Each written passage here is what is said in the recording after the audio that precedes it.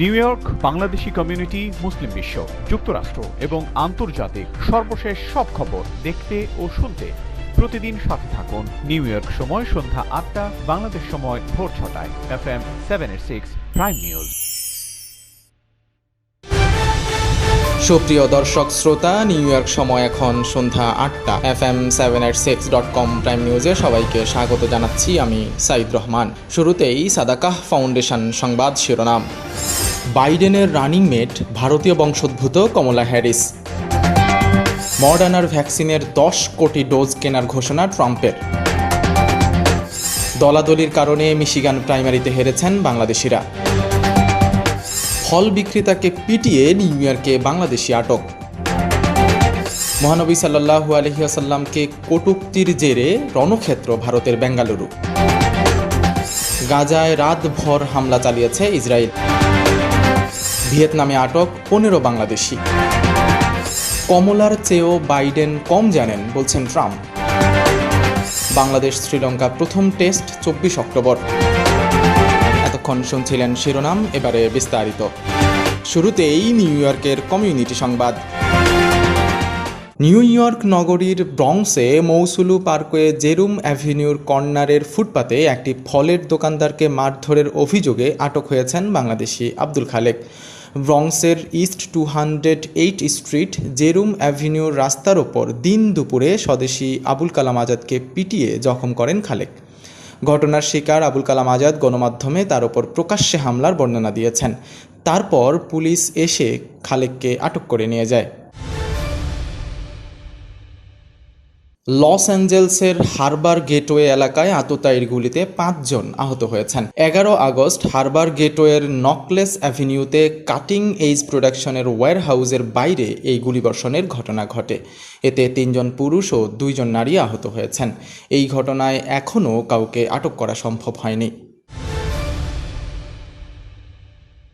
পদত্যাগ করেছেন California public হেলথের ডিরেক্টর ও স্টেট পাবলিক হেলথের অফিসার ডক্টর সোনিয়া অ্যাঞ্জেল। ক্যালিফোর্নিয়ায় করোনা ভাইরাসে আক্রান্তের টেস্ট রিপোর্টে সম্প্রতি ত্রুটি ধরা পড়েছে।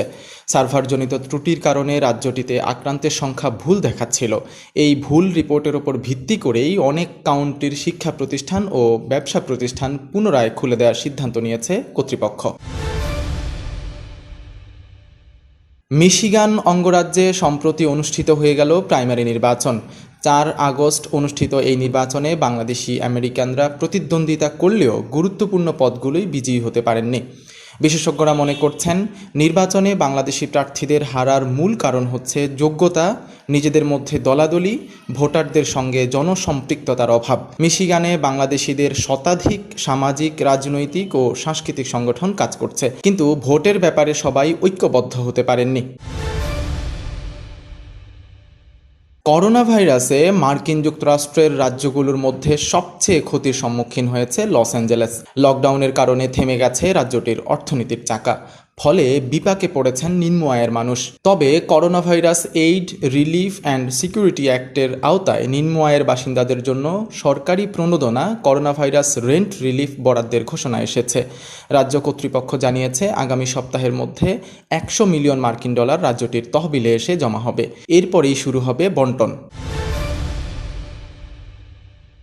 জর্জিয়ার সিক্সেস এলিমেন্টারি স্কুলের 800 শিক্ষার্থীকে কোয়ারেন্টাইনে থাকার নির্দেশ দিয়েছে স্কুল কর্তৃপক্ষ। 11 আগস্ট চেরোকি কাউন্টি ডিস্ট্রিক্টের অফিসিয়াল ওয়েবসাইটে এই তথ্য জানানো হয়। এছাড়া স্কুলটির 42 জন স্টাফকেও কোয়ারেন্টাইনে থাকার নির্দেশ দেওয়া হয়েছে। এর আগে স্কুলটির 11 জন শিক্ষার্থী ও 2 জন স্টাফ করোনা ভাইরাসে আক্রান্ত হয়েছেন বলে গণমাধ্যমকে জানিয়েছিল কর্তৃপক্ষ। সেই ঘটনার প্রেক্ষিতে আক্রান্তদের সংস্পর্শে আসা সম্ভাব্য 800 শিক্ষার্থীকে কোয়ারেন্টাইনে থাকতে বলা হলো। মার্কিন প্রেসিডেন্ট নির্বাচনে ডেমোক্র্যাট দলের প্রার্থী জো বাইডেন রানিং মেট হিসাবে ভারতীয় বংশোদ্ভূত সিনেটর কমলা হ্যারিসকে বেছে নিয়েছেন। মঙ্গলবার তিনি এই ঘোষণা দেন। বাইডেন প্রেসিডেন্ট নির্বাচিত হলে তার ভাইস প্রেসিডেন্ট হবেন কমলা হ্যারিস। ব্রিটিশ বার্তা সংস্থা রয়টার্স এই খবর জানিয়েছে। ক্যালিফোর্নিয়ার সিনেটর কমলা হ্যারিস প্রেসিডেন্ট পদে ডেমোক্র্যাট দলের প্রার্থী হওয়ার লড়াইয়ে ছিলেন। এর আগে ক্যালিফোর্নিয়ার অ্যাটর্নি জেনারেলের দায়িত্ব পালন করেছেন তিনি। যুক্তরাষ্ট্রের ওষুধ প্রস্তুতকারক কোম্পানি মডার্নার উদ্ভাবিত করোনা ভাইরাসের ভ্যাকসিনের 10 কোটি ডোজ কেনার ঘোষণা দিয়েছেন মার্কিন president Donald Trump. Corona vaccine নিয়ে মঙ্গলবার মডার্না এবং হোয়াইট হাউসের মধ্যে একটি চুক্তি স্বাক্ষরিত হয়। গত মে থেকে করোনা ভ্যাকসিন পাওয়ার জন্য এমন 6টি চুক্তি করেছেন মার্কিন প্রেসিডেন্ট ডোনাল্ড ট্রাম্প।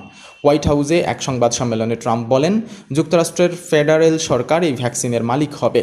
আমি এই চুক্তিতে আনন্দিত। এবারে অন্যান্য খবর।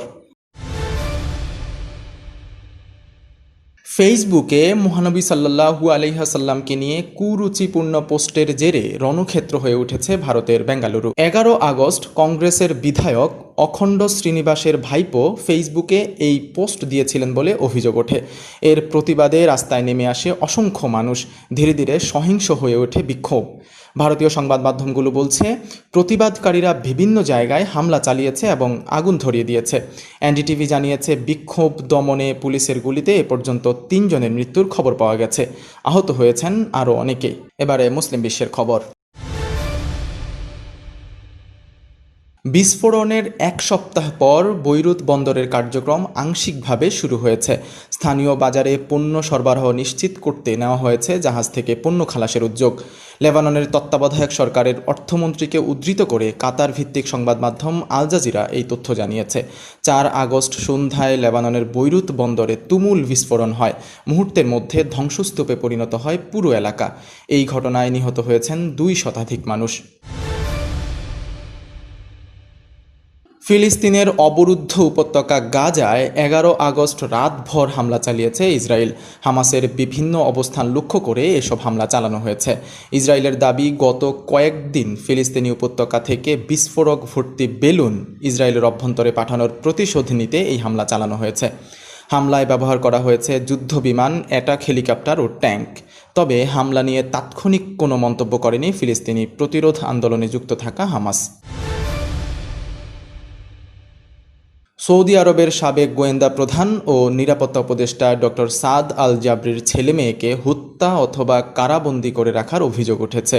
সাদ আল জাবরির বড় ছেলে খালিদ অভিযোগ করেছেন, তার বাবাকে সৌদি আরব ফিরিয়ে নিয়ে শাস্তি দিতেই 2 ভাই বোনকে জিম্মি করেছে যুবরাজ মোহাম্মদ বিন সালমানের প্রশাসন। তাদের কোনো খোঁজ পাওয়া যাচ্ছে না। তাদেরকে মেরে ফেলা হয়েছে নাকি কারাবন্দী করে রাখা হয়েছে সে সম্পর্কে কিছুই জানেন না তারা। এবারে বাংলাদেশ প্রসঙ্গ। 15 জন প্রবাসী বাংলাদেশিকে আটক করেছে ভিয়েতনামের পুলিশ। 12 আগস্ট সকালে হো সি মিন এলাকা থেকে তাদেরকে আটক করা হয়। আটকের পর তাদেরকে একটি ক্যাম্পে নিয়ে যায় পুলিশ। আটক বাংলাদেশিদের মধ্যে কয়েকজন দেশে ফিরে আসার জন্য গত কয়েকদিন ধরে ভিয়েতনামে বাংলাদেশ দূতাবাসে যোগাযোগের চেষ্টা করছিলেন, কিন্তু সেখান থেকে তারা কোনো সমাধান পাননি। জানা যায়, এই প্রবাসীরা ভিয়েতনামে পৌঁছার পর দালালরা তাদের পাসপোর্ট নিয়ে গেছে।